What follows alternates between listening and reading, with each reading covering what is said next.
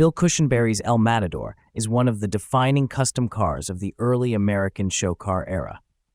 Built between late 1959 and early 1961, it was Cushenbery's first major project and served as a rolling showcase for the young customizer's craftsmanship.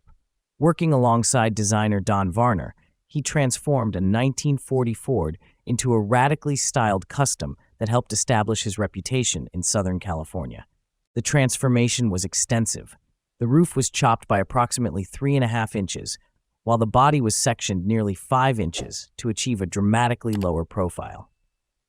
The front end was completely hand-built, featuring extended fenders, vertically arranged quad Lucas headlights behind a chrome mesh screen, and a unique oval tube grille formed by hand.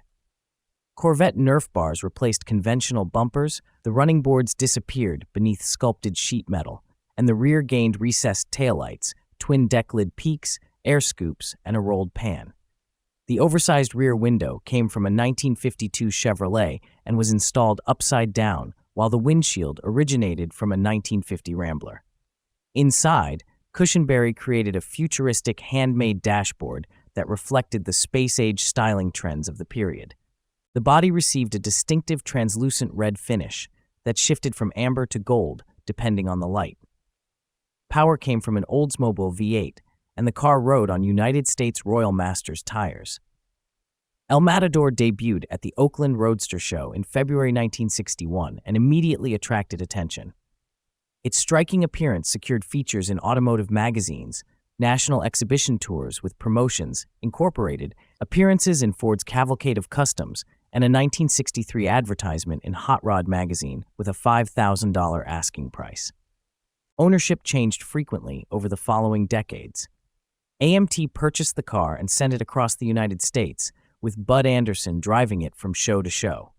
During this period, Dearborn steel tubing replaced the original Oldsmobile engine with a small block Ford and updated the drivetrain. Later owners included Frank Koss, Carl Casper, John McNally, and Bob Nugent, each contributing repainting, restoration work, or continued exhibition. In the early 1990s, El Matador was almost lost forever when a garage fire destroyed much of the car. The roof collapsed, the floor disappeared, and many panels were severely damaged. In 1993, Harold Murphy acquired the remains and began a meticulous restoration at Murphy and the Striper. The body was rebuilt from the ground up while preserving as many original handcrafted components as possible. A 1992 Saleen Mustang 5.0-liter V8 and driveline were installed.